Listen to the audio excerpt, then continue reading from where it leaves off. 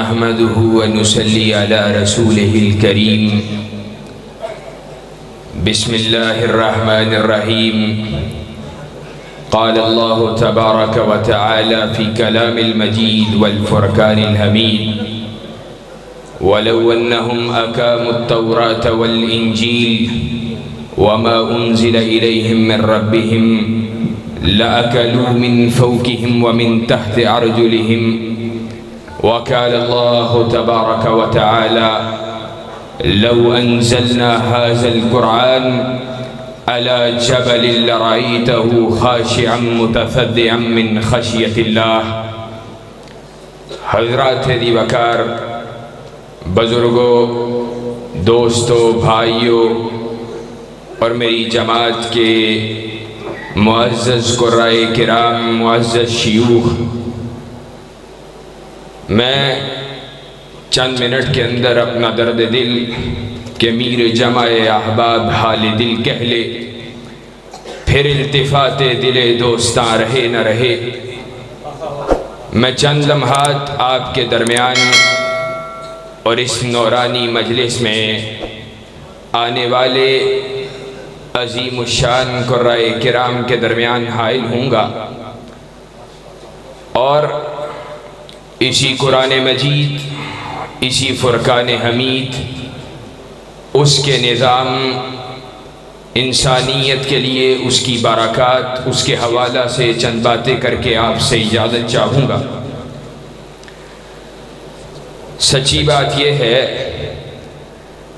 ہم اہل حدیث تو ہیں اور ہمارا دعویٰ اور ماننا یہ ہے کہ ہم توحید والے ہیں، ہم اللہ رب العزت کی پہچان رکھنے والے ہیں، ہم اللہ رب العزت کو پہچاننے والے ہیں، ہم اس کی توحید کی معرفت رکھنے والے ہیں، اور ہمارا یہ دعویٰ ہے کہ کائنات کے اندر حق کی وہ جماعت کہ جس کے بارے میں کائنات کے امام نے کہا تھا لا تزال طائفۃ من امتی منصورین علی الحق، کہ حق کا اگر کوئی گروہ ہے تو وہ اہل الحدیث کا گروہ ہے۔ اور سچی بات یہ ہے کہ پوری کائنات کے اندر حق کا کوئی گروہ اگر آج بھی موجود ہے تو وہ اصحاب الحدیث کے قافلے کا ترجمان اور منہج سلف کو اپنے سینے سے لگانے والا اہل الحدیث کا گروہ ہے۔ لیکن افسوس یہ ہے کہ آج اپنے آپ کو اہل حدیث کہنے والا، اپنے آپ کو اصحاب الحدیث کے منہج کا وارث سمجھنے والا، وہ بھی صحیح معنوں کے اندر منہج سلف کو اور صحیح معنوں کے اندر توحید کی پہچان اور معرفت کو رکھنے والا نہیں۔ ہمیں کیا پتا ہے، جس قرآن مجید، فرقان حمید، اس کے نظام کی بات کر رہا ہوں، ہمیں کیا پتا ہے وہ قرآن کتنی شان والا ہے، وہ قرآن کتنے مقام والا ہے، وہ قرآن، اس کی بلندی کیا ہے۔ صرف ایک بات کر کر اپنی بات کو آگے بڑھانا چاہتا ہوں، اشارتاً کنایتاً، اتنی ہی بات جتنی آپ کو شاید سمجھ آ جائے۔ قرآن مجید وہ صفات الہیہ کا حصہ ہے، وہ اللہ رب العزت کا کلام ہے، اللہ رب العزت کی صفت ہے، وہ اللہ رب العزت کی مخلوق نہیں ہے بلکہ اللہ رب العزت کی کلمات ہیں جو اللہ رب العزت نے ادا کیے ہیں۔ اسی بات سے اندازہ لگا لیجئے، آج ہم بیٹھتے ہیں شیوخ الحدیث کے سامنے، ہم بیٹھتے ہیں اپنی جماعت کے قائدین زعماء کے سامنے، قرائے کرام کے سامنے، اور ہم اپنے لوگوں کو، اپنے دوستوں کو، اپنے بھائیوں کو جا کر کیا بتلاتے ہیں؟ جناب آج قاری صاحب نے یہ نصیحت کی ہے، آج ان کی زبان سے یہ جملہ نکلا ہے، آج شیخ الحدیث صاحب نے یہ الفاظ کہے ہیں، آج ان کی زبان سے یہ الفاظ صادر ہوئے ہیں، پھر ان کی جماعت اہل حدیث پوسٹیں تیار کرتی ہے، ہمارے اکابر یہ کہا کرتے تھے، ہمارے اکابر کا فرمان یہ تھا، اور بات چلتے چلتے آئمہ دین سے گزرتے ہوئے اصحاب محمد صلی اللہ علیہ وسلم تک پہنچتی ہے کہ یہ صحابہ کے اقوال ہیں، یہ منہج سلف سے ہمیں ملا ہے، یہ سلف کے اقوال ہیں، اور بات کائنات کے امام کی حدیث تک پہنچتی ہے کہ یہ فرمان محمد الرسول اللہ صلی اللہ علیہ وسلم کا فرمان ہے۔ ہمارا طرز عمل قرآن کے ساتھ اور صحابہ اور ان کی ماں کا طرز عمل کائنات کے امام کے الفاظ کے ساتھ۔ اے میرے بیٹے، حذیفہ کی ماں ہے رضی اللہ تعالی عنہ، 3 دن ہو گئے ہیں، مصروف ہے، کائنات کے امام کی بارگاہ کے اندر جا نہیں رہا ہے۔ کہا بیٹا کب جائے گا؟ کائنات کے امام کے پاس کب جانا ہے؟ کہا ماں چلا جاؤں گا، ماں صبر کو کر۔ ماں جواب میں کیا کہتی ہے؟ لوگو آج تمہارے لیے دین کی کیا اہمیت ہے اور صحابہ کے لیے دین کی کیا اہمیت ہے؟ ماں جواب میں کہتی ہے حذیفہ تو 3 دن کیسے رکا رہ گیا کائنات کے امام کی مجلس کو اختیار کرنے سے، کہ تو کائنات کے امام کی مجلس میں بیٹھتا ہے، وہاں سے لوٹتا ہے، ہمیں حدیثیں سناتا ہے، تو کائنات کے امام کے اقوال سناتا ہے۔ ہم سے تو 3 دن کائنات کے امام کی احادیث سنے بغیر صبر نہیں ہوتا ہے۔ یہ تو رسول اللہ صلی اللہ علیہ وسلم کے اقوال، آپ کی احادیث، ان کی عظمت ہے، ان کی شان ہے، اور پھر جن کلمات کو کائنات کے رب نے تجھے اور مجھے پیدا کرنے والے نے اپنی زبان سے ادا کیا، ان کا عالم کیا ہوگا؟ اور لوگوں یہ بات بھی سن لو، آج ہم قرآن مجید کو سنتے بھی ہیں، پڑھتے بھی ہیں، درس ہوتے بھی ہیں، درس قرآن ہو رہا ہے، شیخ الحدیث صاحب، شیخ القرآن صاحب کی گفتگو سماعت کرنے جا رہا ہوں، اور نتیجہ کیا ہے؟ نہ دین کا پتہ ہے، نہ دین کی اقامت کا پتہ ہے، نہ نفاذ کتاب و سنت کا فکر ہے، نہ قرآن کے قانون کو دنیا پہ لاگو کرنے کا فکر ہے، نہ قرآن کو اپنے سینے میں بسانے کا فکر ہے، نہ اس کو اپنے معاملات کے اندر لاگو کرنے کا فکر ہے، نہ اپنی اولاد کی تربیت قرآن و سنت کی روشنی میں کرنے کا فکر ہے۔ جبکہ کائنات کا رب کیا کہتا ہے؟ لو انزلنا هذا القرآن على جبل لرأيته خاشعا متصدعا من خشیت اللہ۔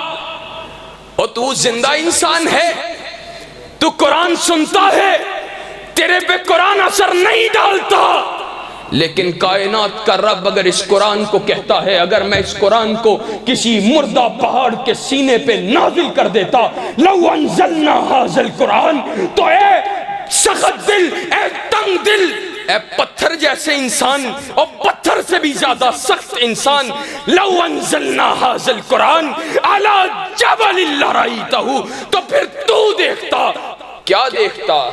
لرأيته خاشعا متصدعا من خشیت اللہ، وہ پہاڑ اللہ کی خشیت کے ساتھ، اللہ کے خوف کے ساتھ ریزہ ریزہ ہو جاتا۔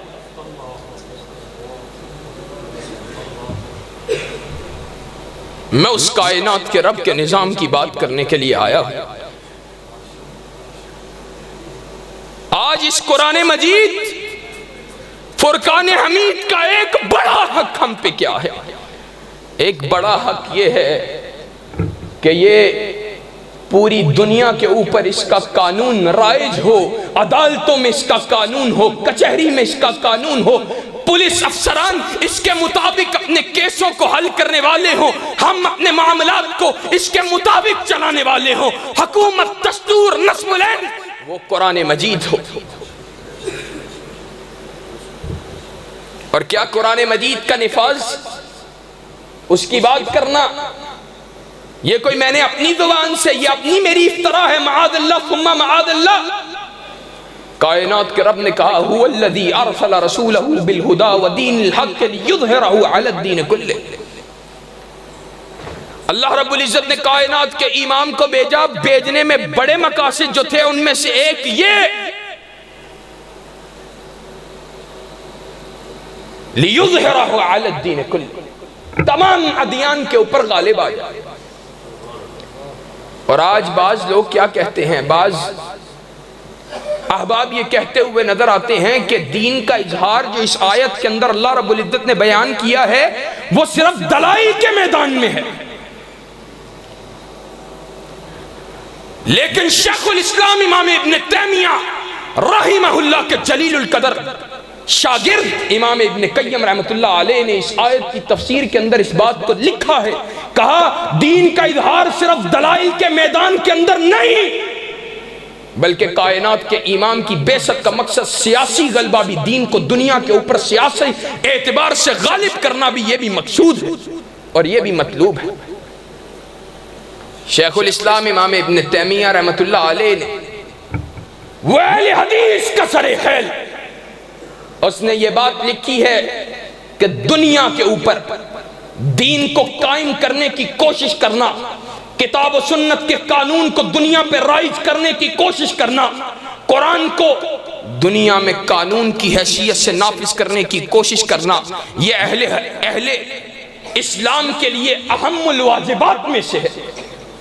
جو چیزیں اہل اسلام کے اوپر واجب کی گئی ہیں ان میں سب سے زیادہ اہم جو چیزیں ہیں ان کے اندر سے رب کے دین کو، رب کے قرآن کو دنیا کے اوپر لاگو کرنا، اس کو نافذ کرنا۔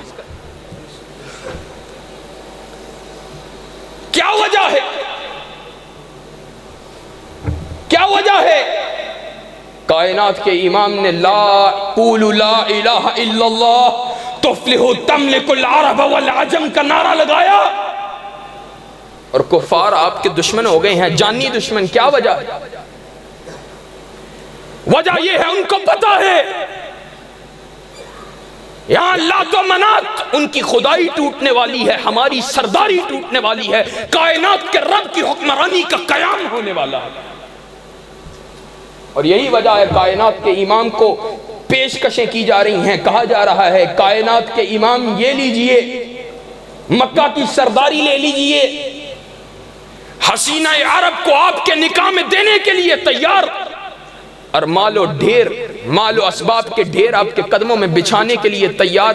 کائنات کے امام نے کیا جواب میں کہا ہے؟ کائنات کا امام کہتا ہے اور جاؤ میرے ایک ہاتھ میں سورج رکھ دو، دوسرے میں چاند رکھ لو، محمد رسول اللہ کائنات کے رب کی توحید کی آواز کو بلند کرنے سے باز رہنے کے لیے تیار نہیں۔ نعرہ تکبیر، نعرہ تکبیر، علامہ قیم الہی ظہیر صاحب، علامہ قیم الہی ظہیر۔ اور بھائی میں علامہ نہیں ہوں، اللہ تعالیٰ آپ کو معاف فرمائے اور مجھے بھی معاف فرمائے۔ دین کا ادنا سا طالب علم ہوں اور کتاب سنت کا ادنا سا چوکیدار، اور اپنے باپ دادا سے جن کی محبت کے ساتھ آپ ہمیں علامہ کہہ رہے ہیں، جن کی نسبت کی وجہ سے ہمارے پاس، میرے پاس ان کے علم میں سے کچھ بھی نہیں ہے۔ ہاں ایک چیز جس پہ فخر کر سکتا ہوں اور جس پہ اطمینان حاصل کر سکتا ہوں وہ یہ ہے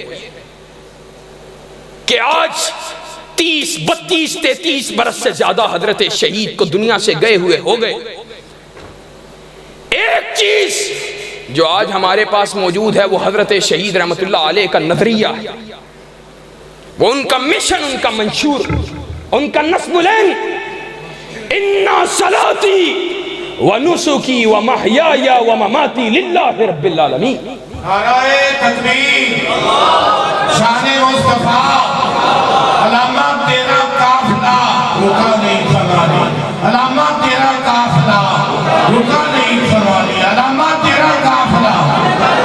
لوگوں آج دین پہ چاروں اطراف سے حملہ ہے، چاروں اطراف سے، اور دین پہ نقب لگانے والے ہر وقت بہانے تراش رہے ہیں کہ کس طرح دین پہ حملہ کرنے کے لیے کوئی راستہ اختیار کر سکے، کوئی راہ پکڑ سکے۔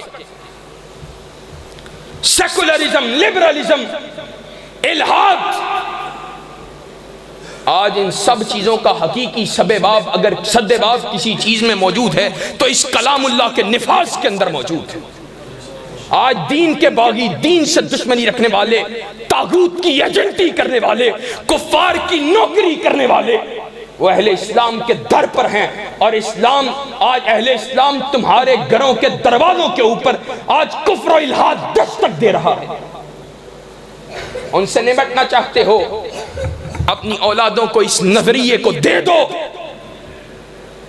کہ وہ چمٹ جائیں، وہ پکڑ لیں کس کو؟ کائنات کے رب کے قرآن کو اور کائنات کے امام جناب محمد رسول اللہ صلی اللہ علیہ وسلم کی سیرت سوانے، آپ کی احادیث، آپ کا اٹھنا، آپ کا بیٹھنا صحابہ کے منہج سلف کے پیروکار بن جائیں۔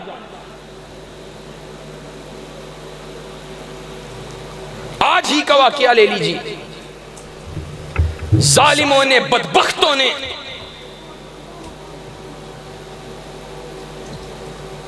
اسلام کے دشمنوں نے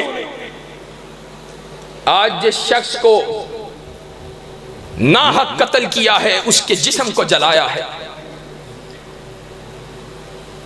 ایک ظلم یہ ہوا کہ ایک معصوم کی جان کو لے لیا گیا، اور ایک ظلم کیا ہوا، وہ جرم بھی ہمارے سینوں کو چاک کرتا ہے، اور یہ ظلم ہمیں زمین میں دفن کر دیتا ہے۔ اور وہ ظلم کیا ہے کہ آج اس کی آڑ بنا کر محمد الرسول اللہ صلی اللہ علیہ وسلم کی حرمت کے حوالے سے موجود قوانین، آپ کی حرمت کے حوالے سے موجود کتاب و سنت کے فرمودات، کتاب و سنت کے دلائل، بین دلائل، آج ان کو مسخ کرنے کی ناپاک جسارت کی جا رہی ہے۔ اور یہ کہا جا رہا ہے یہ مولویوں کی کوئی افتراء ہے، مولویوں نے اپنے گھر سے گڑی کہ شاتم رسول کی صدا۔ لوگوں آج ہوش کو حاصل کرو، اور ہمارے بھی بعض نوجوان، دکھ یہ ہوتا ہے اسی رو میں بہتے چلے نظر آتے۔ ہاں بھئی یہ بات ٹھیک ہے، ظلم ہوتا ہے، اس کو چھوڑ دینا چاہیے، یہ حرمت رسول کے یہ ایک بڑا حساس معاملہ ہے، اس کو پکڑنا نہیں چاہیے، اس کے بارے میں بات نہیں کرنی چاہیے، اس سے ظلم ہوتا ہے۔ آپ ان دیہاتوں میں رہنے والے، ان شہروں میں رہنے والے، آپ کے دائیں دیہات، آپ کے بائیں دیہات، کتنے ہی واقعات ایسے ہوتے ہوں گے کہ لوگ ناحق قتل کر دیتے ہوں گے۔ ہوتے ہیں کہ نہیں ہوتے ناحق قتل؟ ان ناحق قتلوں کے باوجود، ہونے کے باوجود، اور ہر آئے دن ہونے کے باوجود، کبھی کسی نے یہ بات کہی ہے کہ جناب اس کے صدے باب جناب والی جھوٹے الزام بھی لگتے ہوں گے قتل کے، کہ جناب اس نے جو ہے قتل کیا ہے؟ کئی مرتبہ ایسا ہوتا ہے ملوث نہیں ہوتا اور پھانسی بھی لگ جاتا ہے، یا کم از کم اس کے ساتھ زیادتی ہو جاتی ہے۔ کبھی کسی نے کہا ہے کہ جناب اس مظلوم کے ساتھ زیادتی ہوئی ہے، اس کا حل یہ ہے کہ وہ قتل کا جو قانون ہے وہی کالا ہے، اس کو ختم کر دو۔ آج ظلم یہ ہے، اسلام پہ حملہ کرنے والے، اسلامی شعائر پہ حملہ کرنے والے، وہ ہر وقت طاق لگا کر بیٹھے ہوئے ہیں کہ کس وقت اہل اسلام چونکہ آج کمزور ہو چکے ہیں، ان کو خود اپنے دین پہ اعتماد نہیں ہے۔ ایک ظالم بدبخت اپنے فیس بک اکاؤنٹ پہ لکھ رہا ہے کہ مجھے جناب اپنے اسلام پہ شرمندگی ہے۔ لعنت تیرے اسلام پر جو پہلے تھا اور جو آج ہے، تو شرمندہ ہے مسلمان ہونے پر۔ یہ اسلام کی تعلیمات پہ عمل کیا ہے، اسلام کی تعلیمات کے مطابق فیصلے کیے ہیں۔ 70 سے زائد برس بیت چکے، ہر نظام کو آزما کے دیکھا، ہر نظام، اور نعرہ ہمیشہ ایک لگایا، ہمیشہ اپنے آپ کو اہل حدیث کہنے والوں نے بھی۔ ہم ان کا ساتھ اس لیے دیتے ہیں، علماء کے پاس معیشت کا کوئی پلان موجود نہیں ہے۔ ہم نواز شریف کا ساتھ دیں گے، وہ جناب پوری دنیا کے ذخائر ہمارے ملک سے نکال لے گا، برآمد کرے گا۔ ہم عمران خان کا ساتھ دیں گے، وہ پاکستان کو ترقی کی شاہراہ پہ چلائے گا۔ نعرہ ہمیشہ ایک ہے جناب، ہم سواد صرف اس لیے دیتے ہیں معیشت ترقی کر جائے. معیشت نے ترقی کر لی ہے، $180 ہوا ہے. معیشت کی ترقی چاہتے ہو تو جاؤ، قاری صاحب بیٹھے ہیں، کہو قرآن مجید کی آیت اس کا تلاوت کریں. وَلَوْ أَنَّهُمْ أَقَامُوا التَّوْرَاةَ وَالْإِنْجِيلَ وَمَا أُنزِلَ إِلَيْهِمْ مِنْ رَبِّهِمْ لَأَكَلُوا مِنْ فَوْقِهِمْ وَمِنْ تَحْتِ أَرْجُلِهِمْ. اور تورات اور انجیل کو ماننے والے اور جو کچھ اللہ نے نازل کیا ہے اس کو ماننے والے اگر ان کو زمین پہ نافذ کر دیتے، اللہ آسمان سے رزق کے خزانوں کو کھول دیتا، زمین اپنی چھاتی سے رزق کو باہر نکال دیتی. اور یہاں شیوخ موجود ہیں، پوچھو. کائنات کے امام نے کہا ہے لحد یقام فی الارض خیر لہم من ان یمتروا 40 یوما. ایک حد اللہ رب العزت کی حدود میں سے، حدود اللہ میں سے، حدود اللہ کو سمجھتے ہو؟ چوری کی سزا ہاتھ کٹنا، زنا کی سزا کوڑے، شادی شدہ کی سنسار اور دیگر. ایک حد کو قائم کر دے. لحد یقام فی الارض، ایک حد کا زمین کے اوپر قائم ہونا، وہ 40 دن کی رحمت و برکات کی بارش سے زیادہ بہتر ہے. وہ کیا چیز تھی؟ آج یہ سچی بات یہ ہے، یہ سعودی عرب آج دین سے دور ہوتا جا رہا ہے. اگر اسی طرح دور ہوتا چلا گیا تو آپ حالات دیکھ لیجئے گا. آج معیشت کی تنگی محسوس ہوئی ہے نا ان کو، جب دین سے دوری کو اپنایا. اس سے پہلے کا سفر بھی کر کے دیکھو، میں بات صاف کرنے کا عادی. پیچھے چلو، کیا ہوا ہے؟ کیا ہوا ہے؟ یہی سعودی عرب ہمارے بڑے ہمیں کیا بتلاتے، میرے نانا جان یا شاید ان کے والد محترم، کہ ہم جب بیت اللہ الحرام کی زیارت کے لیے گئے، عرب اس وقت ان کی غربت کا عالم یہ تھا کہ ہم بسکٹ زمین پہ پھینکتے، کھایا ہوا بسکٹ کوئی ایک آدھا پیس اندر رہ جاتا تو عرب کے بچے ان کو پکڑنے کے لیے دوڑتے تھے. وہ کیا چیز تھی جس نے پوری دنیا سے تیل کے ذخائر کو سمیٹ کے عرب کے سینے سے باہر نکال دیا. یہ اللہ رب العزت کے قانون کی، اس کے نظام کی برکت تھی. آج پوری دنیا اکنامک ریسیشن کا شکار ہے جناب. اکنامکس تباہ ہو گئی ہے. پوری دنیا آج جناب روتی نظر آتی ہے اور کہتی نظر آتی ہے کہ جناب آبادی بڑھتی جا رہی ہے، ذخائر کم ہوتے جا رہے ہیں، کراپس کم ہوتے جا رہے ہیں، فصلیں کم ہوتی جا رہی ہیں، انسانیت بڑھتی جا رہی ہے. آنے والے سالوں میں بھوکے مریں گے. بھوکے وہ مریں گے جن کا عقیدہ یہ ہے کہ رزق کے مالک یہ اسباب دنیاوی ہیں، اور جن کا مالک یہ ہو، جن کا عقیدہ یہ ہو کہ ہمارے رزق کا مالک آسمان کا خدا ہے، وہ بھوکے مر سکتے. ہم یہ سمجھتے ہیں آج زمین کے اوپر اگر تنگی ہے معیشت کی تو اللہ رب العزت نے دنیا کی معیشت کی باغوں کو سمیٹ لیا ہے، کھینچ لیا ہے، بند کر لیا ہے. اور اس کی وجہ اس کی بغاوت، اس کے دین کی دشمنی، اس سے عداوت. آج ہمارے ملک کے اندر فَأَذَنُوا بِحَرْبٍ مِّنَ اللَّهِ وَرَسُولِهِ، سود کے کاؤنٹر ہر بینک کے اندر کھلے ہیں. اللہ اور اس کے رسول سے اعلان جنگ کیا ہوا ہے. اور کہتے کیا ہیں جناب؟ مدینہ کی ریاست پہ اللہ کی رحمتوں کا نزول ہونے والا ہے. یہ رحمتوں کا نزول تب ہوگا جب اللہ کی زمین پہ اللہ کے نظام کو نافذ کر دیا جائے گا. اور عالم بدبختی کا دین، دشمنی کا دین، بیزاری کا عالم پتہ ہے کیا ہے؟ ہمارا بدبخت ایک وزیر ہے اس حکومت کا. ابھی حالیہ دنوں میں بیان آیا ہے ایک ماڈل کے حوالے سے یا اداکارہ کے حوالے سے جس نے گردوارے میں جا کے فوٹو شوٹ کروایا ہے کہ جناب یہ اس کا بڑا فعل شنی ہے، یہ بڑی بڑی مجرمہ ہے، اس کو معافی مانگنی چاہیے سکھوں سے.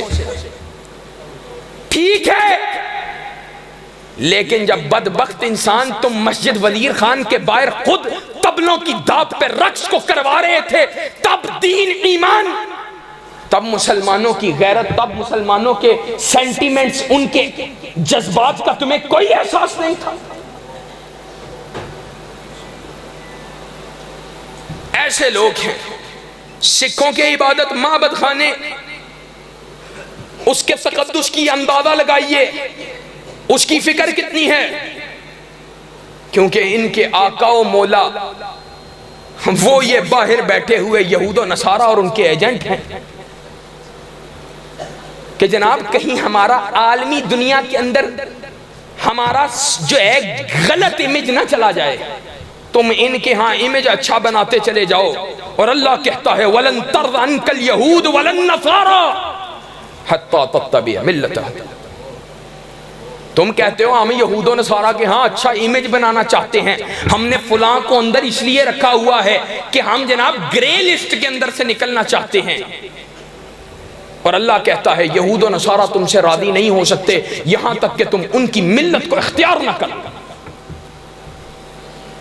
اللہ کی بات میں کوئی شک ہو سکتا؟ تو پھر میرا عقیدہ یہ ہے، اور آج عالم یہ ہے، بات آئی ہے تو کہہ دیتا، عالم یہ ہے ان کو دین کا اتنا پتا ہے، جن کو ہم ووٹ دیتے ہیں نا، ان کو دین کا اتنا پتا ہے۔ بی بی نے شروع کے اندر ہی کہا، پارلیمان میں کھڑے ہو کر کہا ہماری یہودیوں سے اتنی بھی شدید دشمنی نہیں ہونی چاہیے، ہم تو نماز میں بھی ان کے لیے دعائیں کرتے ہیں۔ اور اللہ قرآن میں کیا کہتا ہے یار، یہ کیسا کلام ہے، ہر بدبخت کا جواب اس میں موجود، ہر افتراء کو گھڑنے والے کا جواب اس میں موجود۔ اللہ کہتا ہے لعن الذین کفروا من بنی اسرائیل، لعنت کروائی ہے اللہ نے بنی اسرائیل کے کافروں کے اوپر۔ کس کے ذریعے؟ میرے اور آپ کے ذریعے، کسی عام آدمی کے ذریعے؟